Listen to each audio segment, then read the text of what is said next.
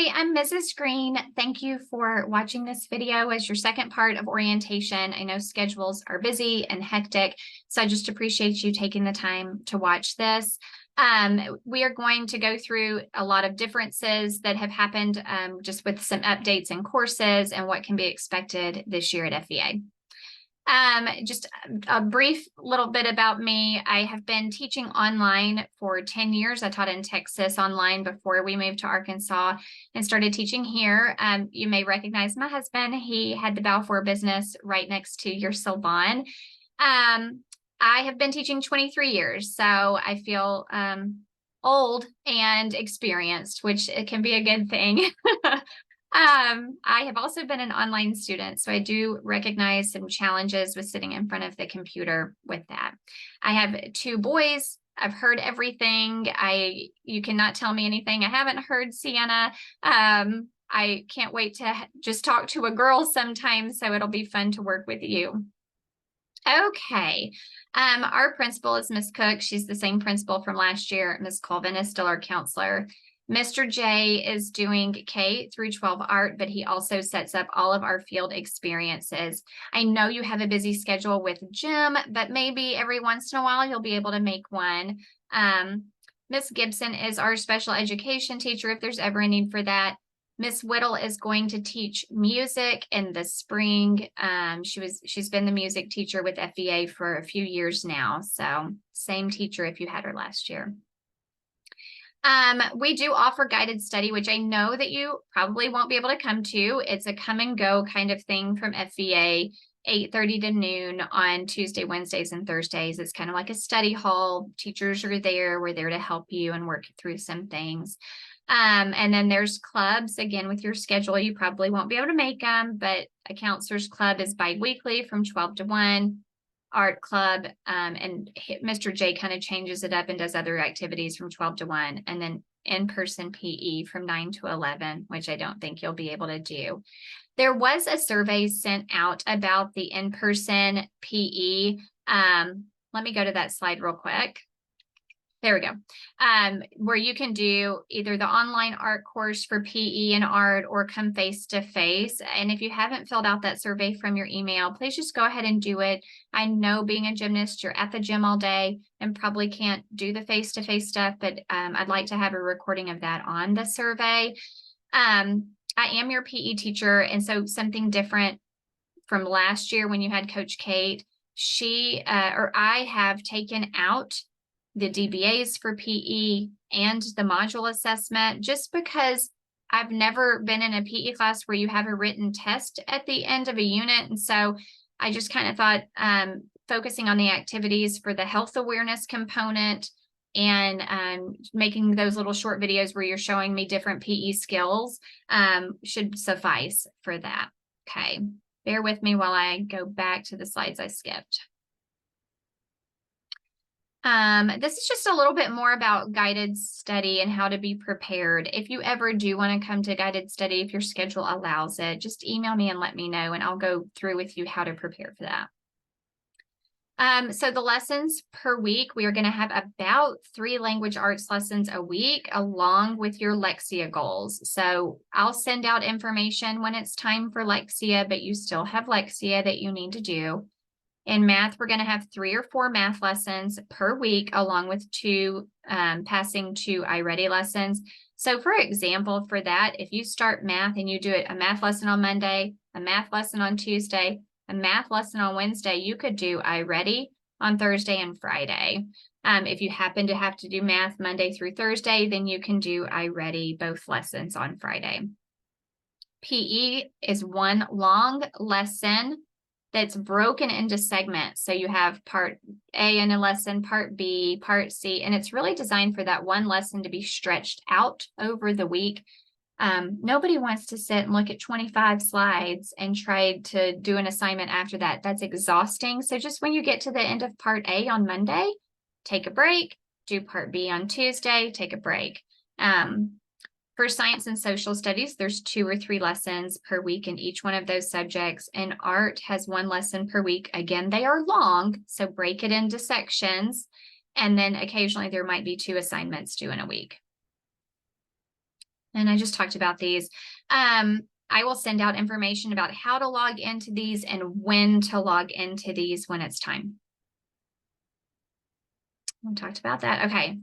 This is really important. So I want to talk to you. Language arts is very, very different from last year. Last year you had word work, writing, reading, grammar, all of these things built into one lesson, and your lessons were very long.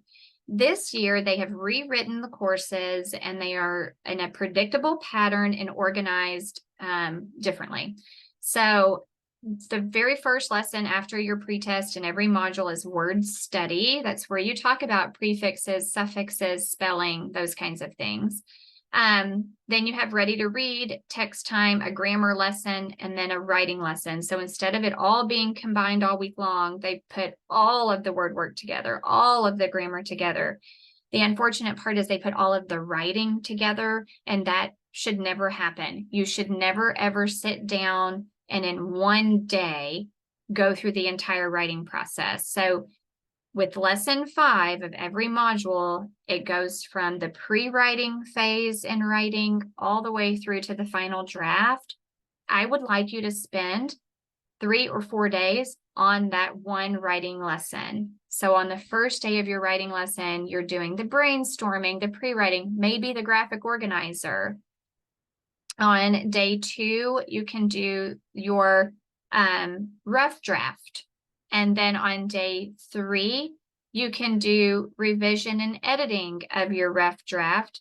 If you have the energy, you could do your final draft. If you don't have any energy left, take another break. And on the next day, work on your final draft. Okay. That is a really big deal. If I see that you have spent one day in that writing lesson, that's going to be exhausting. It doesn't give your brain time to process. You will probably learn to really, really dislike writing instead of just taking your time and enjoying the process. And you're going to end up building some really bad habits and putting a lot of pressure on yourself to do writing assignments in one day. As you further your career in education and you go through junior high and high school, your writing assignments get a little longer, and it would feel horrible to do it all in one day. So we're going to work on building good habits now and breaking that writing lesson apart. Please ask, SeAnna, please ask your learning coach or your mom to help you when you get to lesson 5 to plan that for you and to break that apart for you, because that's a toughie. With DBAs and language arts, we have a DBA in one module and then a literacy skills assessment in the next module. Literacy skills assessments are basically you reading aloud to me and me asking you about what you read. It's a different kind of reading comprehension. It can, when you're reading aloud, there's some people that get really nervous when they read aloud, but your brain is aware that somebody's listening to you. It hears how you're saying the words. So you start kind of thinking about your pronunciation of the words, the speed at which you're reading. There's all of these things that are going on in your brain while you're reading the story. And then you have to know what you've read. What was that story about? And that's a different kind of comprehension than reading silently.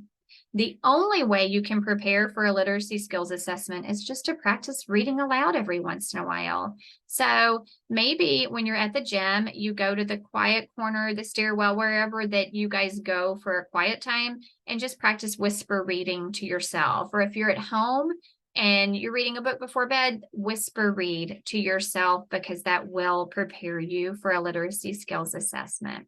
Okay. It's the only way we get better at stuff. And then you have your module assessment, lesson 7.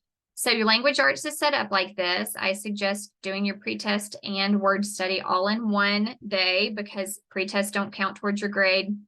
Spend 5 minutes up on it and move on, but combine that with your word study lesson. That way you don't have like a wasted day just on a pretest.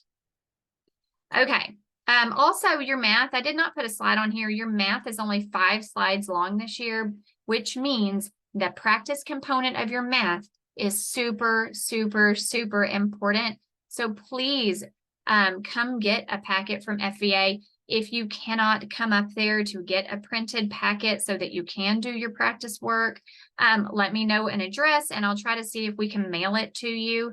But the printed packet is a huge, huge deal. It's super important, and somebody needs to come get you one so that you have the pages to do practice work on. I've seen no one be successful in this program that doesn't do the practice work. And it's because your brain doesn't have time to process what it's learning.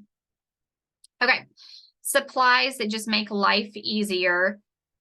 We give you the Chromebook, the charger, and the printed materials. You will need pencils, paper, colored pencils sometimes when you're having to, make a map for social studies and things like that.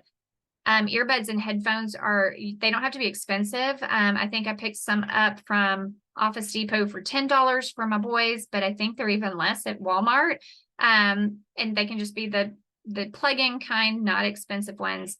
But that way you can hear better when other people are learning and your video's not playing so loud that everybody has to listen.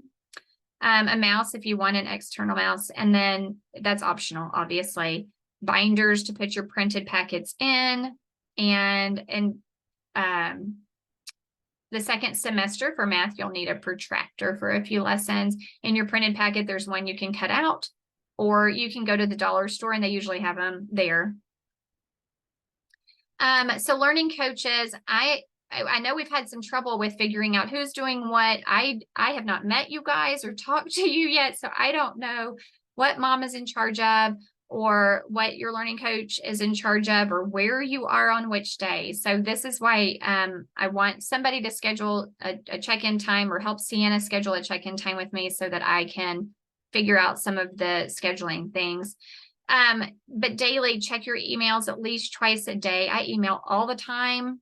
All the time I'm emailing, and it's just because I don't see you guys face to face. I can't catch SeAnna in the hallway. I can't really send notes home. So I email all the time.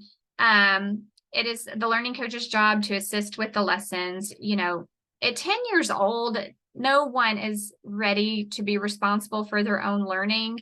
If reading is at all difficult, then reading everything you're supposed to be learning is a super big challenge and almost just overwhelming for a student. So they need an adult to discuss lessons with them, help them pull out the papers that they're going to be working on, plan when they're doing what lesson. SeAnna, while she might be independent and great, I haven't met you yet, so I don't know if you're independent or not, SeAnna. But even the most independent children have trouble organizing their day. I mean, adults have trouble organizing their day, right? So certainly kids would too.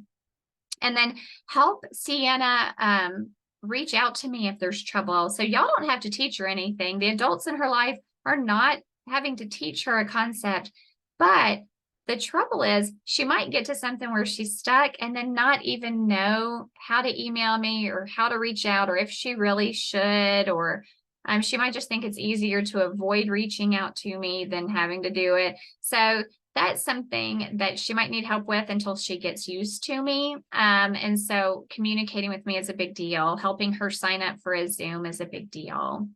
And then make a schedule for her. Again, if adults have trouble making a schedule, then we know 10-year-olds do. So help make a schedule for her, and check her grades. It's in our program, it's pretty wise to check it daily. It lets you know if she's on pace or behind pace. It lets you guys know if she has comments for me that say things like, you need to redo this before you move on, or here is a resource that will help you. She needs to be able to see those things. And again, at 10 years old, we can tell them to check their grades. They may read the comments, but adults need to help build those good skills for her and to help her do it. Okay. SeAnna, your job is to check your emails at least twice a day. Start the day checking emails, and then check for any responses from me by the end of the day. Follow the schedule that someone has made for you. Let's see, you're going to complete your assignments and learn how to reach out for help. You're going to let either your mom, your learning coach, or me know when you don't understand something. Okay. That's your job to say, I don't get it. I don't get it. I need help. And then if you have a Zoom meeting, please show up on time So you're gonna have to keep track of that and to know when you've scheduled a Zoom meeting. And then you need to check grades and redo any assignments that you aren't satisfied with. Just while she's working at home or at the gym, just make sure an adult can walk behind her screen and see it really easily without saying, what are you working on? Students know really quickly how to switch tabs with just a click of 2 buttons on their keyboard. And when we say things to them, like, show me what you're working on, they go click, click, and they're like, school. And really, they might have been watching YouTube for 30 minutes or playing a game for 45 minutes, and we don't know. So just be able to put her in a spot where you can kind of glance and see. I usually tell people, take a break and eat your food, eat your lunch or eat your snack with your computer closed and away from it, just so that you can separate work time from relaxing time. And then what's the other one? Since you're not really, you might be at home when you're working on this stuff. You might be at the gym, SeAnna, I don't know.